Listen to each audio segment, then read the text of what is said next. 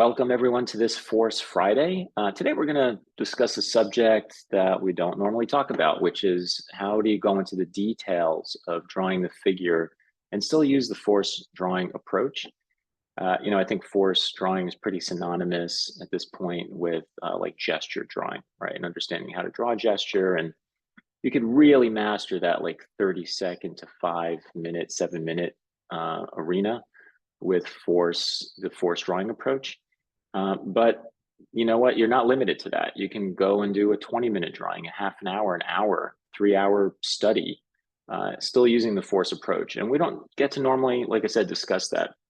In fact, I would even dare to say that most of the time you start hitting those higher numbers, most students are not doing a figure drawing anymore. They're moving on to they're doing an illustration or a character design, something for their portfolio when that time commitment gets raised that high. So we're going to work on it with the figure and talk about how to get past those big ideas to the medium ideas and the small ideas and still use the same approach. So before we get started, let's say hello to Mr. Matunje here. How you doing? Hello, Mike. I'm doing good. I'm very excited for this one because, yeah, just like you said, we don't talk about it as much and people are not aware of it, but we still have like a good place for it. It's like going from the big to medium, but then to small ideas. Because it can turn things up. It can really just make a piece, a unique piece. So yeah, I'm excited for it. Yeah, it's hierarchy again, right? Like hierarchy is such a big deal in the way that we teach. And, here's a great example of how, we're going from these big ideas and start looking through a magnifying glass. I personally haven't even done this myself in a very long time, but I remember a period of me drawing not too far after I'd gotten out of Disney animation.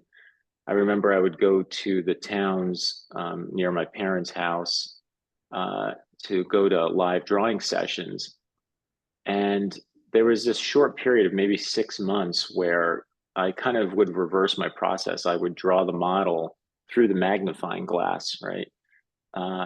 So I would have the big picture in my mind, which I sometimes use the metaphor of like a train system, right? It's like here's all the roads or the train tracks going through the model, and I would and then the towns are like the places where you would focus on. So looking at the model, I would already know like here's the map of the train. But I would try to challenge myself with saying I'm going to see if I can get my way through this map by going through the magnifying glass. So I would allow myself the indulgence of all the detail, whatever I wanted to draw as I was drawing. Obviously, I'd have to work with the time limit that the host of the workshop was setting up. But so if it was 5 minutes, I kind of knew like I can't get too indulgent, but I'm going to try to just work my way around through the magnifying glass. And you've seen people do that. That's someone like a Kim Young-ji is drawing like that, for instance, right? Where he was just kind of crawling around in a tight little space, and that is super fun. I have to say, really fun, because to me, I love the risk of it. It's very risky. You're not setting up the gesture. There's no net, right? It's like you're walking the tightrope and there's no net. It's easy to fall down and get hurt. Well, in this case, the drawing goes sideways, and that's fine, right? It's a drawing. The good news is you're not going to get hurt, but I love the feeling of that. I love the risk of that. I don't recommend doing that at the beginning. Again, for any of you guys learning how to draw with force, we want to set up the net, and the net is soft touch, right? You're going to see me do that today. I will draw with the soft touch approach. But for those of you that are more skilled out there, it's fun. It's definitely fun to flip the pyramid upside down, go for those smaller ideas, draw through the magnifying glass, and see if you can hold on to the path, crawl your way through and investigate all the information. Very, very fun, exciting way to draw, super challenging. But like I said, no net, right? All right, so let's get to it. I'm going to share with you guys me drawing the model, right? So here we go.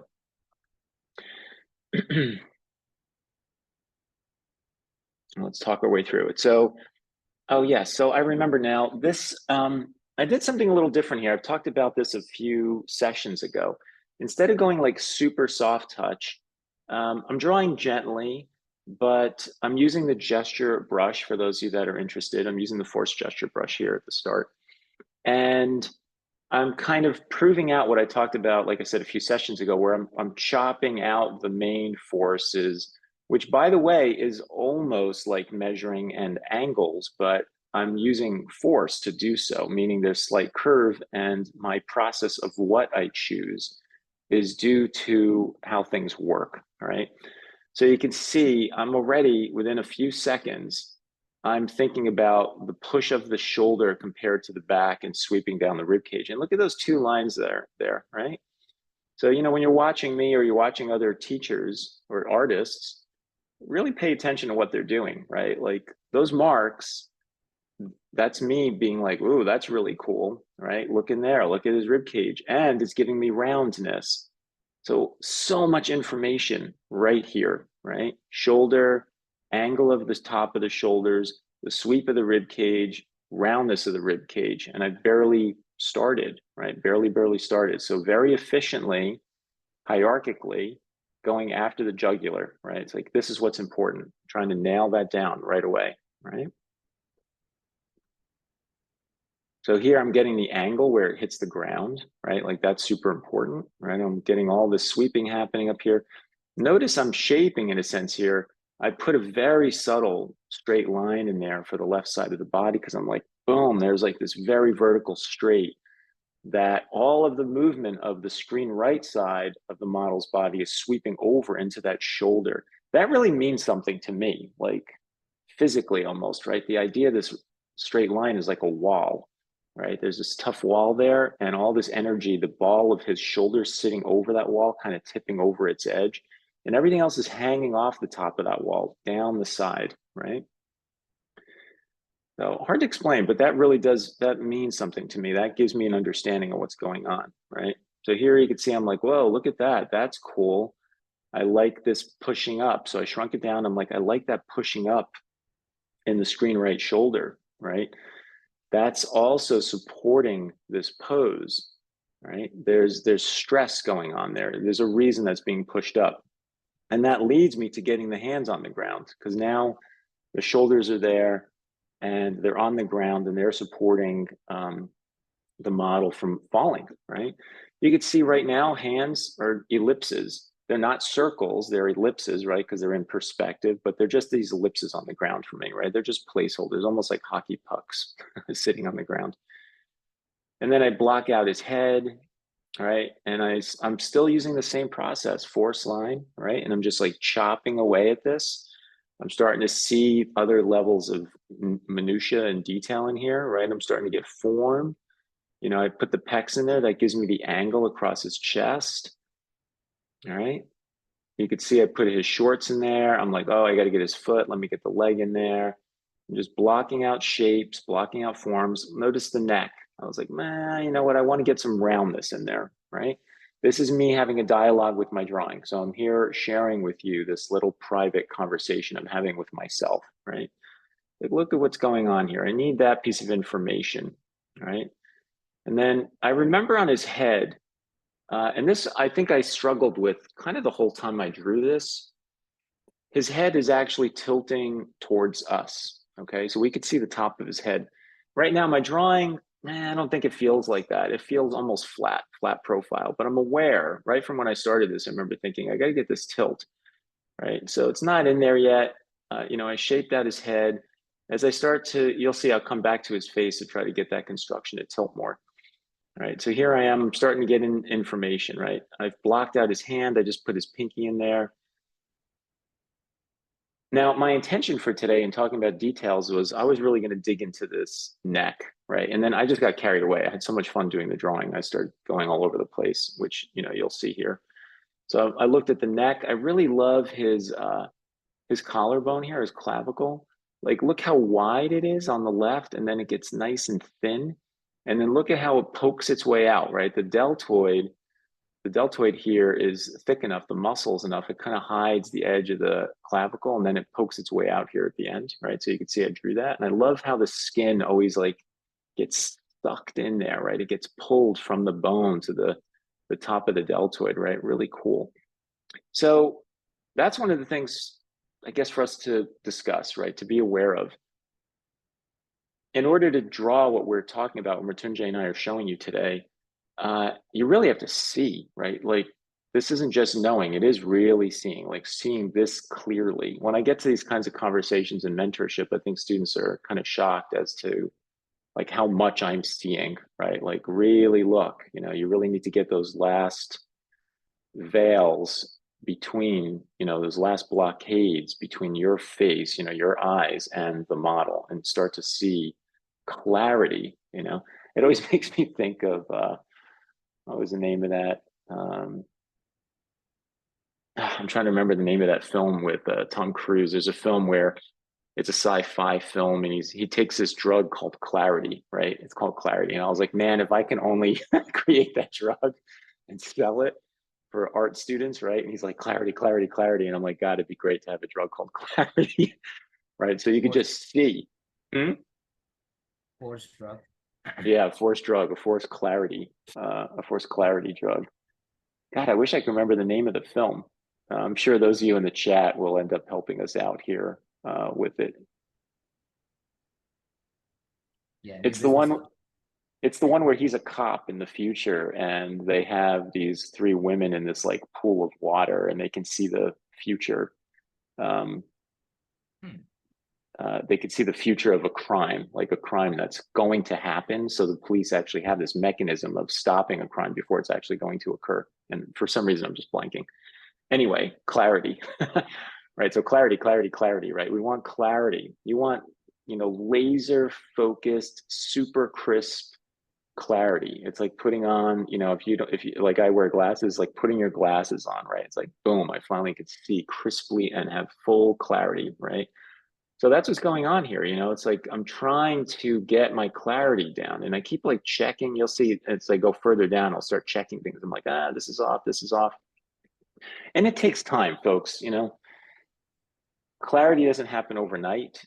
And even if you have clarity, being able to draw that clarity and transpose it over to your drawing and getting those angles right, getting those forces right, that takes practice too. You'll notice I'm still building up my initial drawing, right? So my clarity from the very beginning was to get those angles right, to place those angles right relative to one another, right? To land all that stuff relatively well for me to keep doing this. Here's what I was talking about. You see those lines I put on the forehead up there? I did that to kind of insinuate the angle of the head tilt, right? I'm like, I need to keep working on this damn head, right? So you could see I threw that in there as my own subtle sort of chopping insinuation of trying to knock this head towards me a little bit more, right? So I threw that in there. I really like the deltoid, and now I start falling in love with this area, right? I'm like, okay, and I've been aware of it. I'm aware the side of his rib cage moving to the front of his body is pretty magnificent, right? I love the sculpting there. You can see what I'm doing right now. I'm trying to turn his body, right? I start sculpting his head more. And then I decide, you know what, I'm going to start toning areas in. I go back into the arms. Here you can see I changed the leg. It was originally too long. And I'm like, whoa, it's actually really short, shorter than my lack of clarity gave me. Right. So I start shortening up that distance to get that right. And then using the same, actually talking about brushes, I switched now all the small stuff you see. So anywhere from small sculpting lines to this broader grayscale, like wash that I'm doing, that's all the soft touch brush. I'm not, and I don't know if it's just the brush, I don't like the gesture brush for the small sculpting stuff. If you get, when I want to get it as small as I want, it doesn't read as well. So I moved over to the soft touch brush. And then, like I said, it made it really big, and I could do washes with it too. So it worked out really well for the extremes. So the beginning was all gesture, and then I moved to soft touch. Right now, I'm plotting in. You can see here that's all soft touch. That brush right there on the foot. I'm sculpting out the foot. And then I make the brush bigger. The lighter the shadow, the bigger the brush. You see, so I'm making it really large. And as I get into darker ones, it'll get smaller. Details get even smaller. Look at the size of the brush now, right? So when I draw something like hands, you'll notice that it started with the hand and the pinky I had there. And then you'll see the line at the bottom. I shaped out the fingers, right? So I just looked at like, what's the round shape going across here? What is that shape? And then that shape gets broken up into the finger shapes and the positive and negative spaces between the fingers and the form of it, right? So same thing here. So look at that, like talk about details. Look right here at the ulna, right? That's that bump that you have on your wrist right there. That's the bone going from your elbow down here to the side of your hand. So notice this S in here. In fact, I think I draw that line on here just to show like what I'm doing and go, yeah, right there. I remember when I did this, I was like, oh, I want to talk about that moment. There it is. If I could just find, there it is. So hard to land right on it. Anyway, you can see that I put that S line in there to say, hey guys, look at this S right there. You see that? Like, that's really cool. I want to move over the top of the hand and underneath the bone, right? Top of hand, bottom of bone. That gives me two directions in space, right? Because top of hand says a curve going upward is saying the hand's coming towards me. The curve underneath the bone says that's pushing down, right? So very sophisticated. There's two ideas right next to one another there that I'm trying to represent with that idea, okay? And then I start blocking out the hand, you know, so you'll see I would get that going. I start breaking out the fingers here. So this one, I didn't shape out the shape of the fingers, which I usually do. I just kind of started blocking out the fingers and their angles, right? And then I started sculpting them, right? So you can see that's what I'm doing here. Again, this is all the nuanced detail stuff. And this really does bring your drawing to a whole other level. Even for me, I have to admit, like looking at my drawing, when I did this, I was like, I never get to do this. I just never do this. I'm teaching people gesture more than anything else, and like construction, all the big picture stuff. I did this. I was like, wow, this was pretty fulfilling. You know, I don't normally get my drawings to go, and there's more to do here, right? There's plenty more. I could still sit on this another half an hour if I wanted. And this is about 40 minutes worth of work that you're seeing there. So what I thought I would end my segment with today, let's head back to Photoshop. Hope you enjoyed the video. So now you see how I created this, right? We can do a couple of things here. First of all, number one actually is we can go back into this and say, you know, is there anything else that I want to do here? This is the drawing, right? So I tried to hold it at a larger size. You know, and there's more digging. What led me to this drawing originally was, let's get the soft touch brush, was this whole shoulder area. I just really enjoyed. And you can see I didn't put shadow in here yet either, not to make this a thing on tone.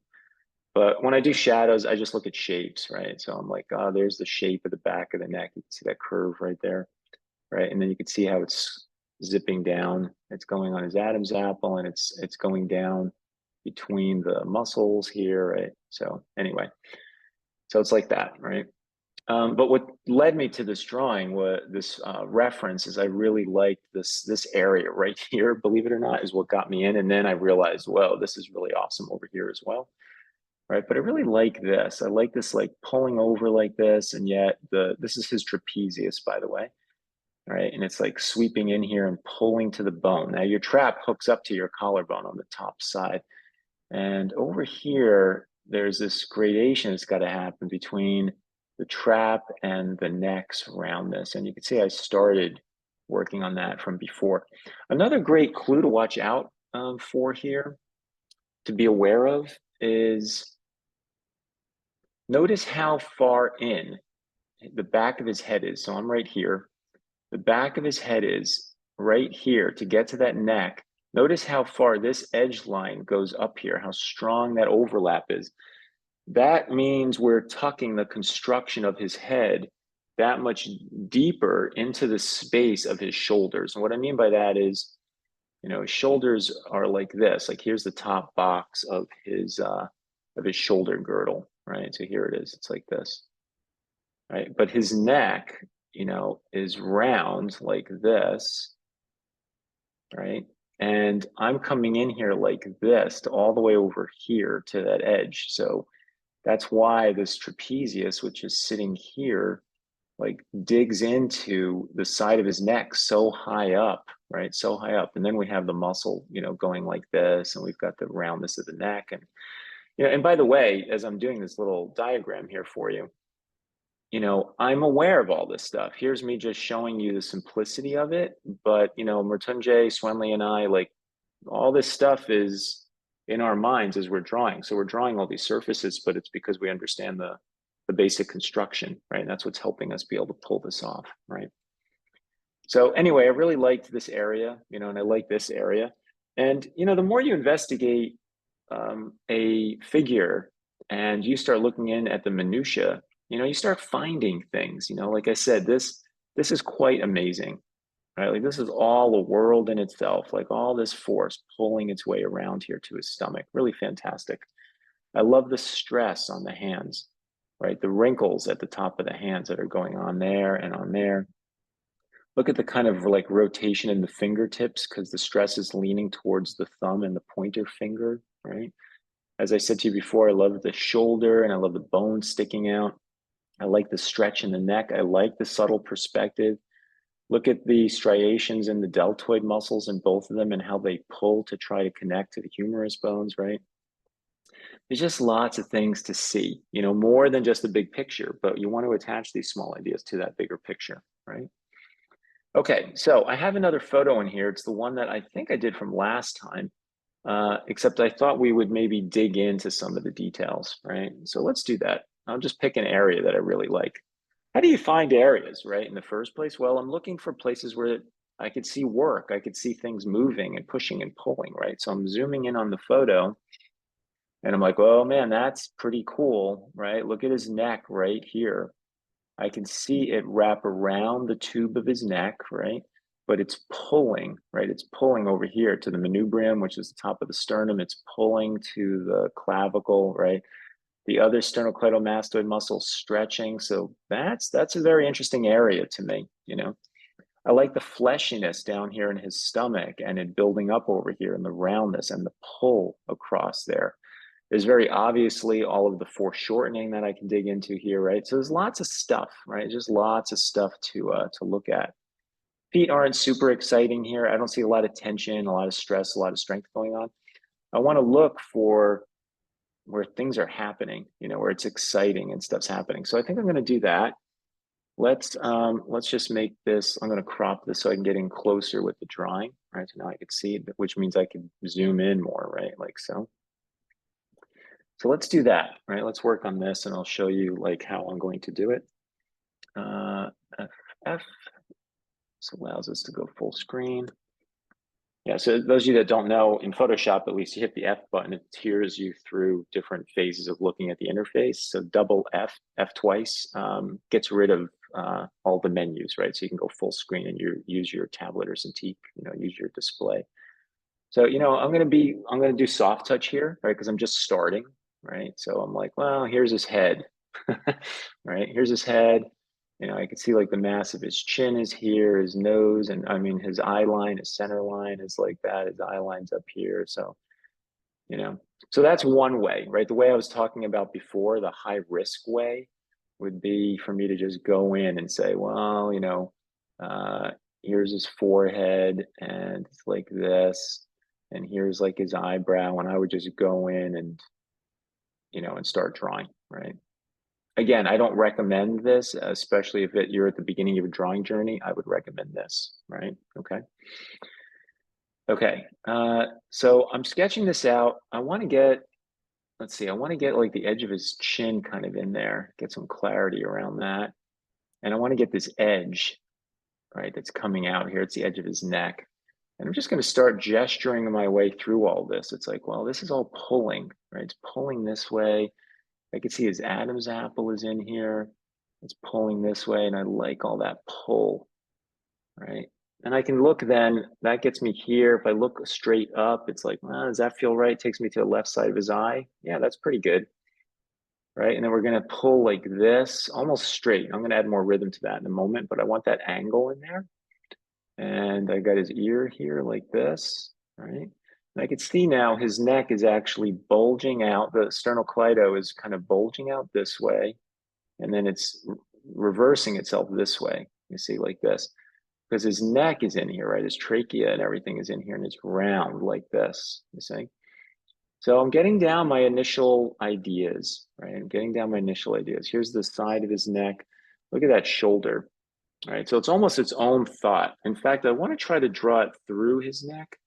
So I'm looking at like where does his neck touch his shoulder there, what's the height difference? So I'm looking at that negative space, right? So you'll see there's all kinds of measurements that happen. I'm just drawing, I'm drawing out the body. So those measurements happen as I'm drawing instead of me just drawing measurements, right?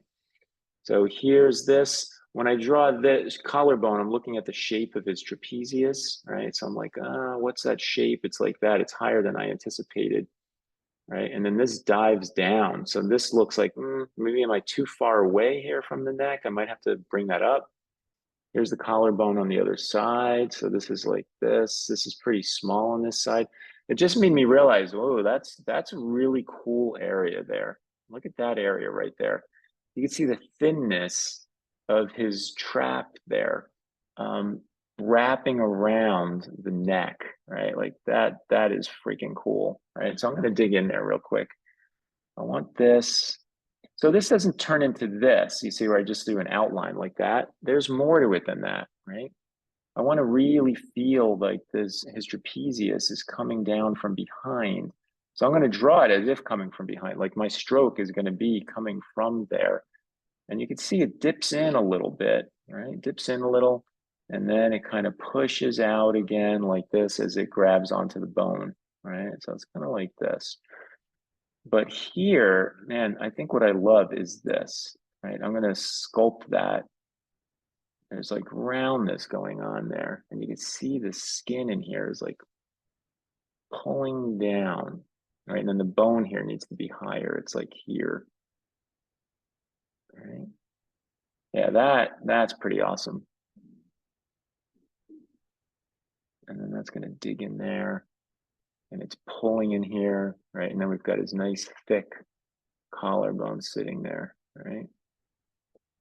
So that's cool. I like that, right? It's one of the fun things about learning how to draw and draw with force is see not only all these cool little moments, but be aware of the energy that they're presenting us with, right?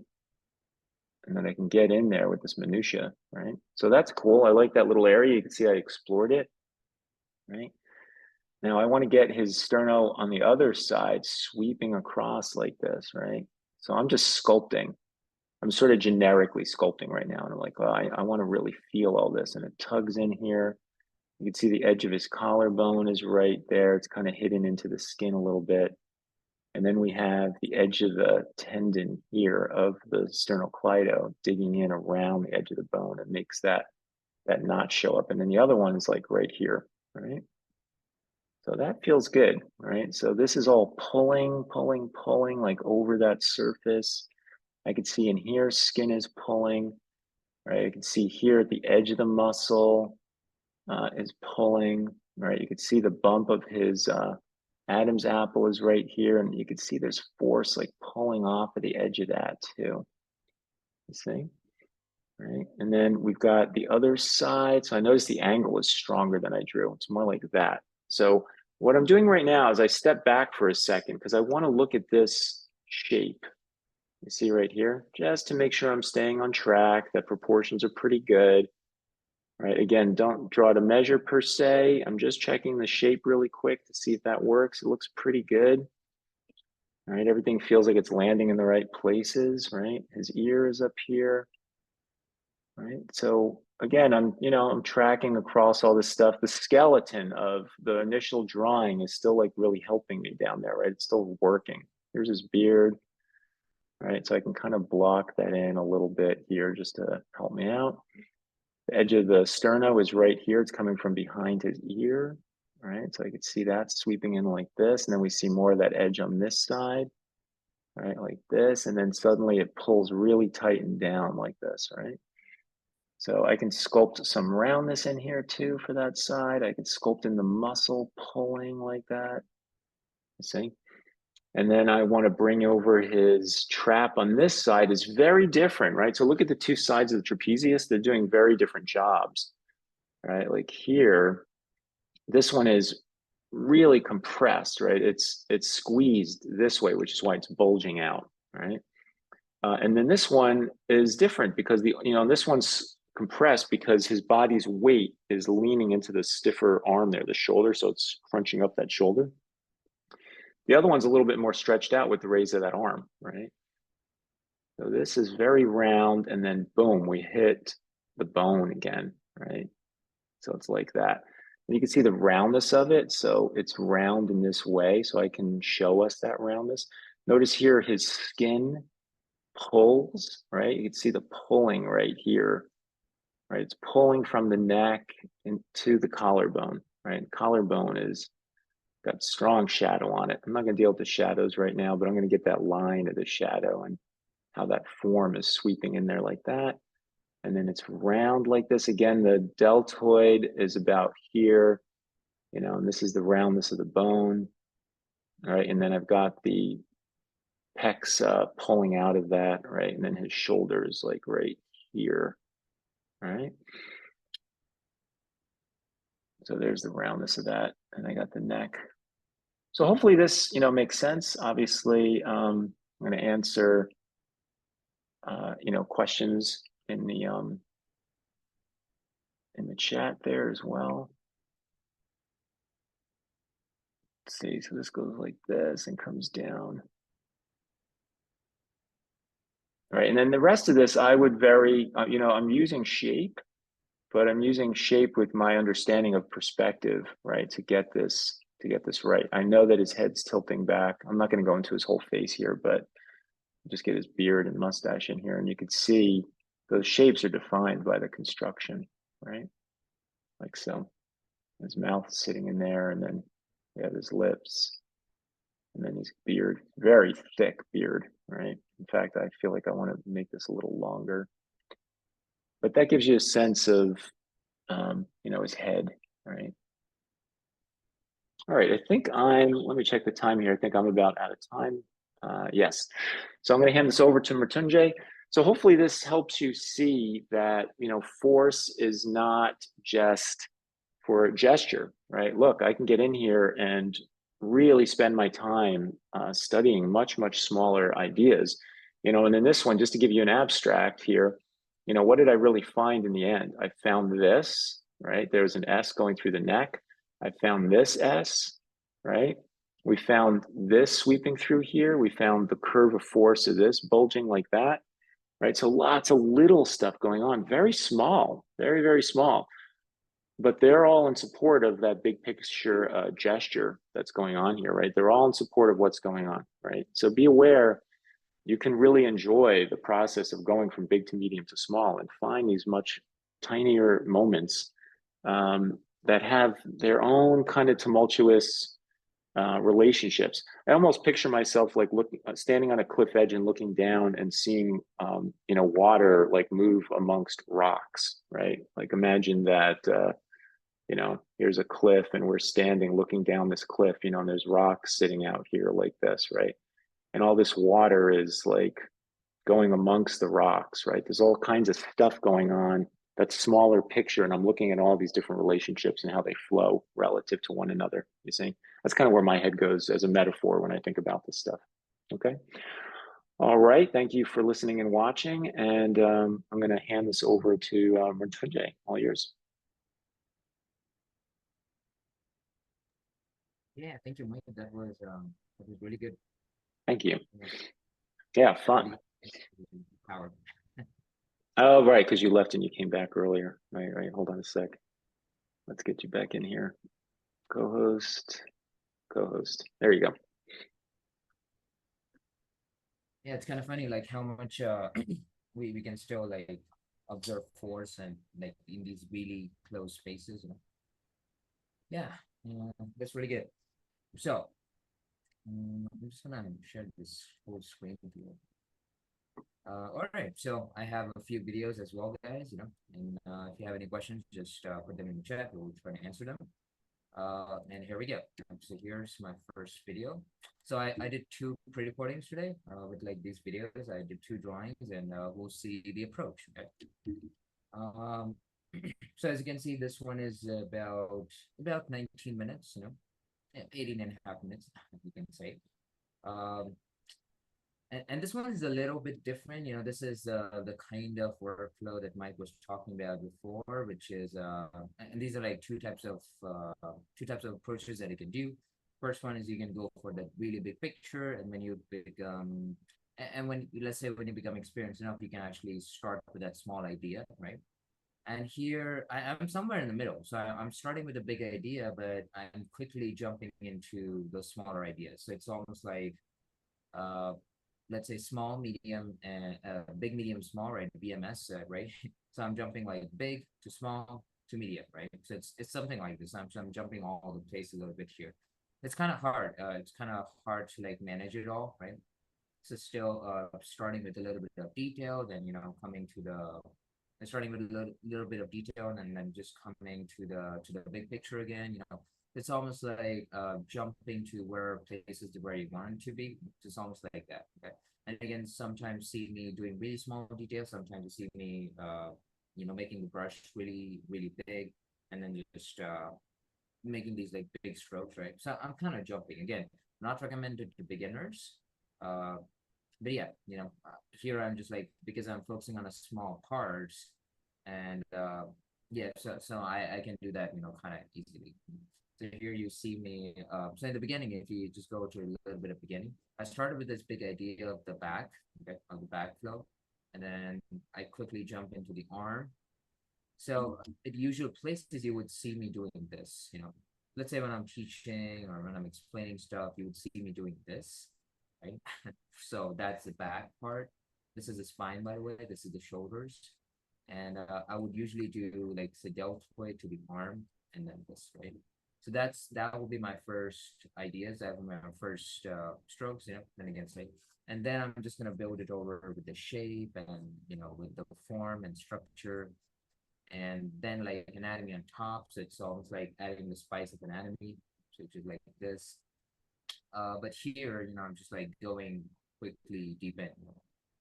So yeah, it's almost like quickly jumping to anatomy, but it's not like I am not having this force ideas in mind. So it's not like I'm having like all the steps in my mind. I really imagine that first, which comes naturally, by the way.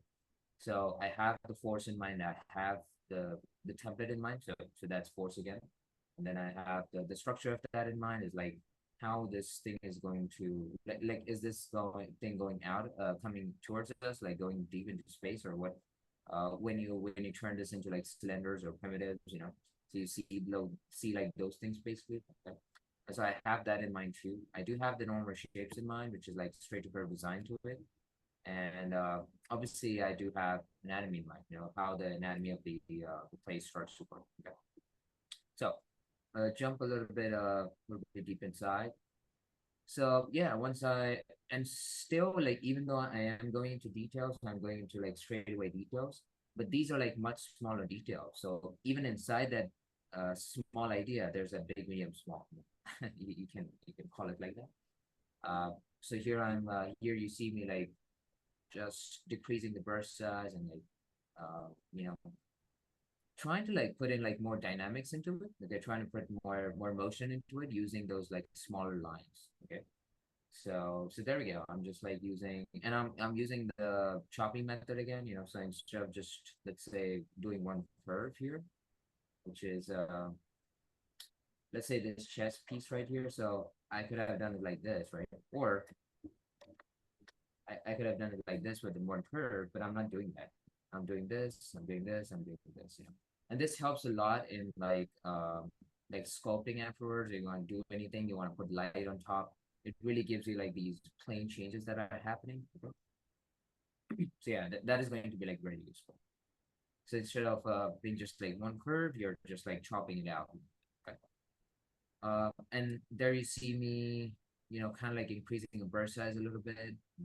Here I resize the whole figure because I always have this idea. Habit of drawing big, most of the time. So I'm always resizing it down, resizing it down. I'm pretty much guilty of it. I don't know why. I just keep resizing things. At the same time when I'm doing it on paper, right? I don't need it. So that's a good thing. Well, yeah. So coming back to this again, so I'm merging kind of like deltoid and tricep together. You see how much the tricep is kind of bulged up, because of the action there, because of the function there. It's almost like it's so bulged up that the deltoid and the tricep, they don't have a clear separation between them and just like kind of merge together. So I'm also not trying to like show the separation here, forcefully at all. Uh, but what I'm trying to do is trying to create definitely like the form on top of it, by putting lines. Now again, these are like sculpting lines, but you can use these sculpting lines, in a lot of manners, in a lot of ways. Uh, yeah, and if you are not controlling your line at all, everything's just going to become equal. Okay, which is not going to look good, because now viewer doesn't have a place to rest their eyes on to like see anything, like bring something into focus. And the second thing is, it's going to become an outline, right, which doesn't exist, so it's going to make your drawing flat. Okay, so don't use, in conclusion, don't use lines which are like dark, so don't do lines which are like monotonous, like everywhere. Okay, so if you're using dark lines, don't draw dark lines everywhere. If you're using light lines, don't draw light lines everywhere. So here you can see me creating some difference, between the lines.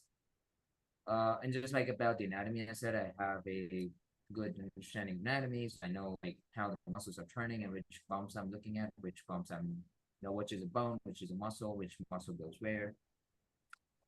Here you see me doing a little different thing. Um, so what I'm doing here, I usually follow a Frazetta style of sculpting. If some of you people are on the website, or just like watching for Fridays, for a bit, you definitely know like we usually bring in Frank Frazetta, as our sculpting guru, and Charles Gina Gibson as well. So here in the forums, actually, you see me combine that, like these two artists together. Okay, so for example, Frazetta would sculpt like this, right, which is like that, which is with the force. Okay, so this is the direction of the primitive. He's gonna sculpt like within those moments. But Gibson is gonna do something like this. Okay, so here's the cylinder. He's gonna do something like that. So he's sculpting perpendicular to the direction of the object, and then he's also like chopping it out, right? So what I'm doing here in the muscle section, see, the muscle is going like this. This is the ridge muscles. Okay, ridge muscles here. So I could have like sculpted like that, so like this and this and this. So it's like with the moment, but what you see me doing is a little bit of 90 degrees. Okay, so instead of so this is my muscle, I'm just going like this. Okay. And then by time, I'm just gonna hook it up to this. Okay, so I'm just gonna combine them both. How do I do that? Well, I'm just gonna see, I'm gonna come, and right there, yeah, like that. Okay. So I'm just like turning this like whole, like whole sculpting into that same direction. So I started with the Gibson, but I turned into a Frisella. Yeah, something like that. Yeah, great. It's such a great pose there, and he's like pulling off his like arm there, basically, so his like chest is like stretching out. So at this moment, right here, see how I'm trying to like bring in the stretch there, and this is where I can use a little bit of darker lines. Okay, so yeah, don't just like use the full potential of the whole tone that you have. Okay, so here you see me using a little bit of like maroon color, right? Uh, but it's in the middle, right? So for example, if here's like the color wheel, or the color block, let's say YouTube, it's here somewhere. This color lies here, so it's not going to the full black. So I just have this value range. So I'm starting like out really light in here, and this is the darkest that I can go for. Okay. So I'm not like using the full tone from the beginning. I'm saving that for the desert, for desert, not the desert, for dessert. So yeah, it's almost like, yeah, you just gotta eat everything and then dessert in the last. It's like those like sweet spot thing. All right, so we can jump a little bit into the video a little bit. And I'm gonna fast forward it, so you see like a full processor without like skipping too much. There we go. I turn it into an 8 times speed up. So yeah, you see me like using those dark lines in there, which is like the squash that is really happening within the pose, and I really like that idea. One of the ideas that Mike mentioned about is like you can sculpt which part you like.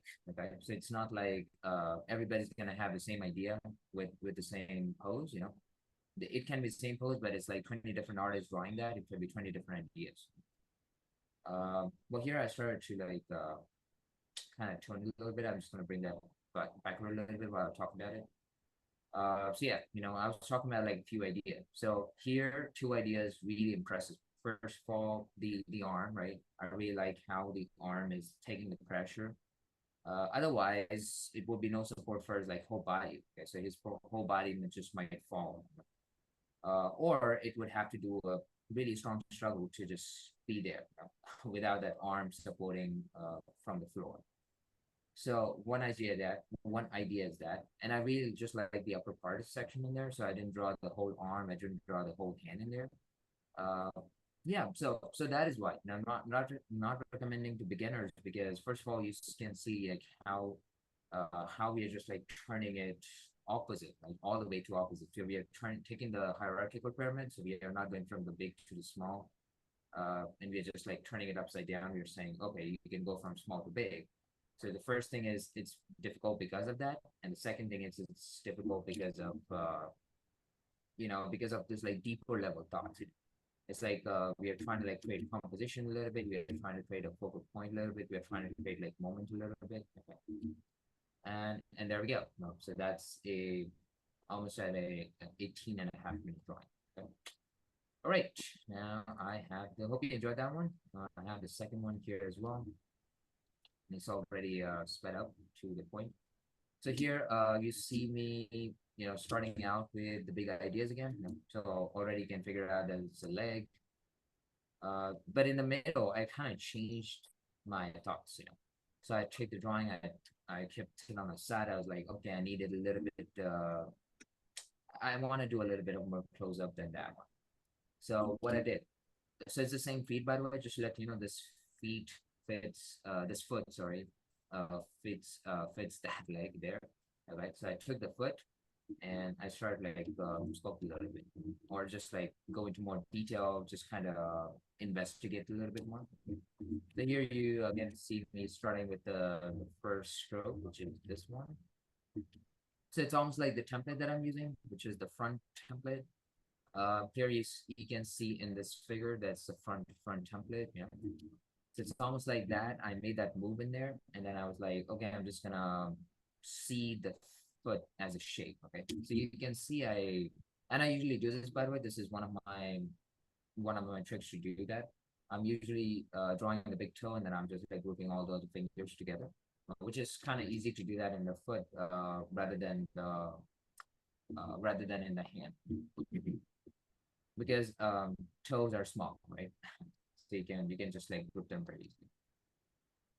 Same thing again, just going over little details again. As soon as I block this whole big picture, which is the whole foot, I'm just like going in, just like doing some intricate details in there.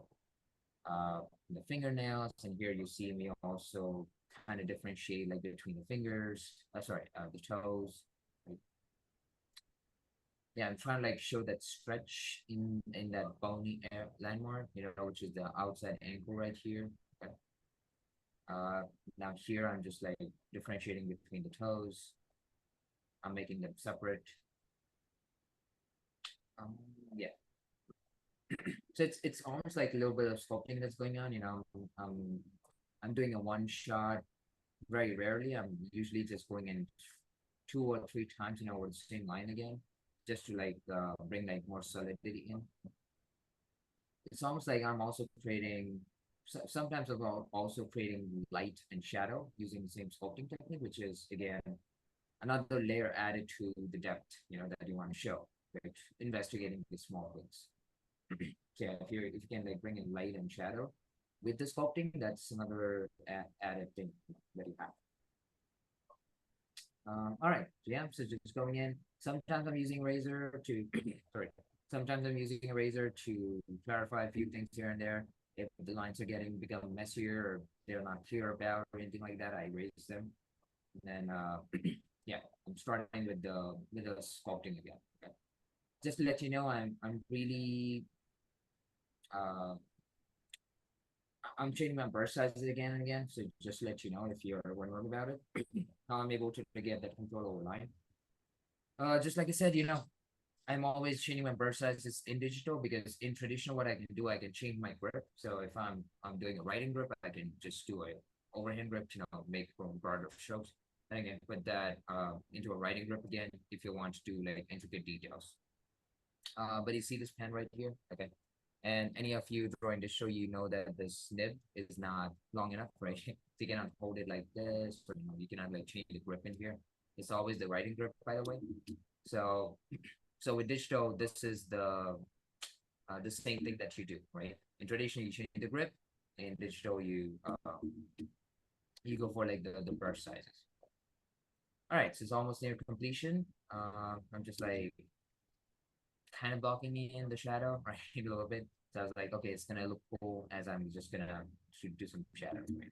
With sculpting, I almost like made some foreshadows, as you can see, right? So I just took the layer behind it, like the main layer, and just like kind of toned that in a little. All right. So while we have some time, we'll jump onto the Photoshop really quick. And Yeah, you got about 10 more minutes. okay, great. Yeah, 10 minutes is fine. Let's try to do a close-up version. So let's try to do a drawing demo for this one. Now, this reference is from a sculpture called Ugolino and his Sons, and such a great sculpture. Just check it out. I'm trying to write it here if you. Yeah, I was just going to ask you to do that. Yeah. Okay, I'm just going to type it in. My writing is horrendous.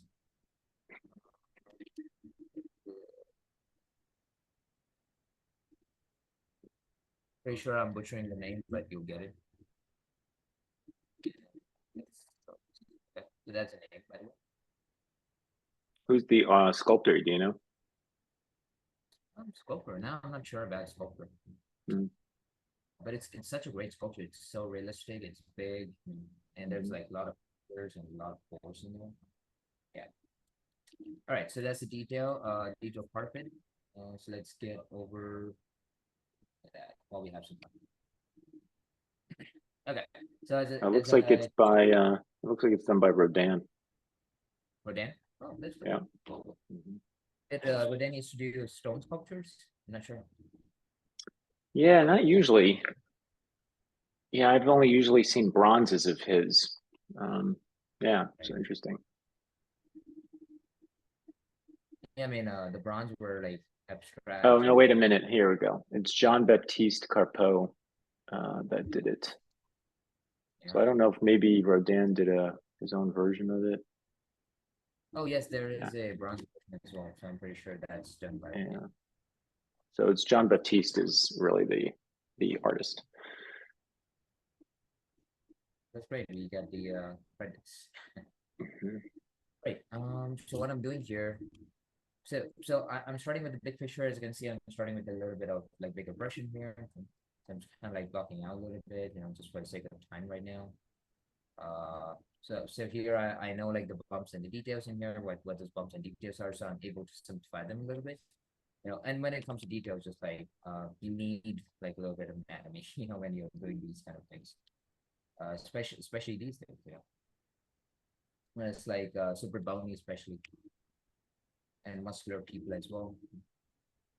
All right, so I'm just gonna sculpt that a little bit. Here I am also kind of bringing in the form, but I'm also bringing in some little bit of foreshadows.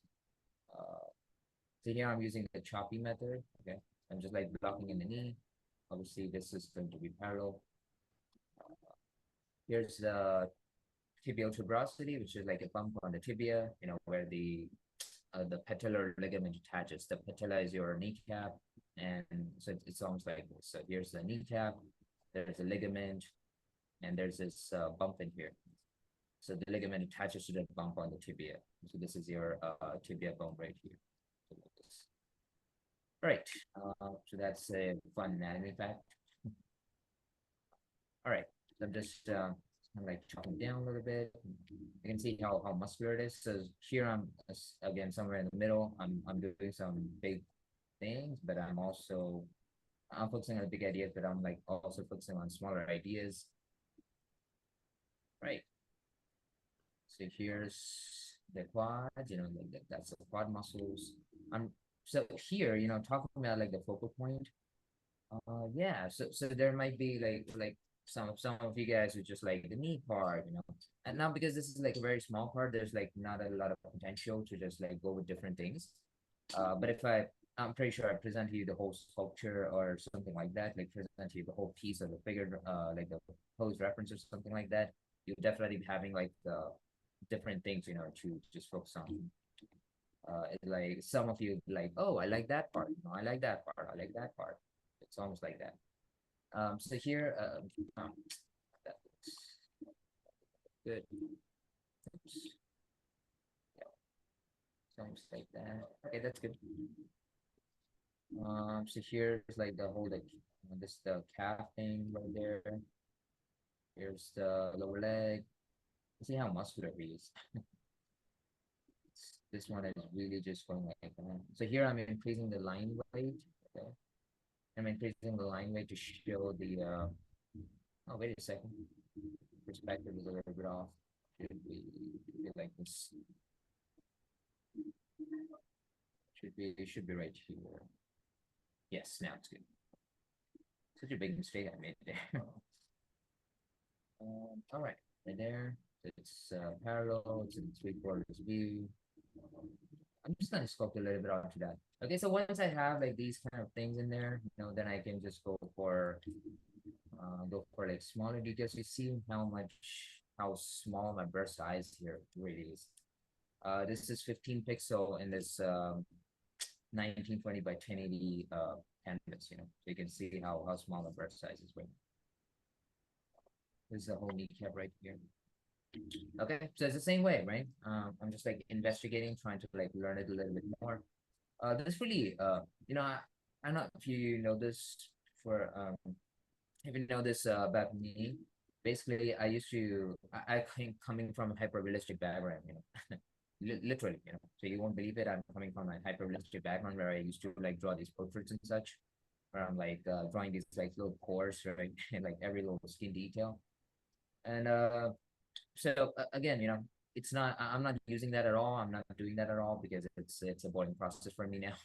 It's the same process for like everything. But what I get out of it is a patience. So I can go in and uh, I can just like work on it for like hours. On the end. And sometimes you need it. It's almost like it's fun. And just like Mike said, it's fun as well. You just have to learn it, and you just have to like know what it feels like, and maybe you're using it. Maybe you're using it in some places. So, for example, even with us, we're not always drawing like these 30-second figures. We are sometimes like we have more time. We're gonna go and investigate it more, and it's a little it's fun. To be really honest, it's really fun. I've studied these parts here, by the way. That's why I know like what these bumps and details are, right? So you see, like I'm doing that sculpting there, but I'm like at the same time I'm like putting in the first shadows and to like for me to like do the light and stuff if I want to have it afterwards. All right. So I'm just gonna increase my brush sizes and increase my brush size there. So there's another knee there. It's gonna come like that. Even in the outlines, I'm doing this. It's almost like a lot of sculpting lines, kind of presenting that big idea. What is the difference between this and the scratchy line? Well, a scratchy line doesn't have any ideas, or I should say, not clear ideas. Okay. All right, so I'm just gonna show you. See, I'm doing this like sculpting thing, but it's also the foreshadow, so I can tone this part in. Okay, and look right there. There's a little bit of like foreshadow, as you can see. But I'm just kind of zoom it in. You see like the light coming in there. All right, Mike. How much time do we have? Yeah, no, that's it. I'd say we're right at the end, so it's all good. Oh, Yeah, it's awesome. interesting idea. What you're showing is, if you wanted to bring light and shadow into the sculpting, so Rotunje is sculpting on that core shadow, on that edge of between light and shadow. And then if you wanted to, you could just fill in, obviously, the other side with some kind of tone, to help show more form, right? Yeah. Right. Yeah, I really love this part here. this next one, right? Where it's like pushing a thumb in. Yeah, I know. I love when sculptors do that and they make the body. It's almost like a trick. I don't know who did it first, and then once they realized they could do that, like everybody started doing it. It's like, oh, we got to have the fingers sticking into the muscle, just makes it look more realistic. Yeah, it's almost like they're creating a contrast between the flesh and like the other materials that they're showing inside the sculpture. Yeah, yeah, yeah, yeah. No, it's really great. All right then. Hopefully you enjoyed this demo. And yeah, we're gonna conclude this right now. All right, guys. Well, thank you for coming today. Obviously, no Swenley today. Swenley wasn't feeling well, so he'll be back with us next week. We hope that you enjoyed watching Mrityunjay and I dig into the details, right? And we wanted to show you that you could still use force to actually do the more macro areas of the body. And like I said, you could do a 3 to 5 hour study. Force is not limited to gesture. Force can, create every little nuance that you possibly want, not only through the line, but I think what I want you to leave with today is to realize that there are these micro forces going on. There's all the major gesture stuff and understanding that full system.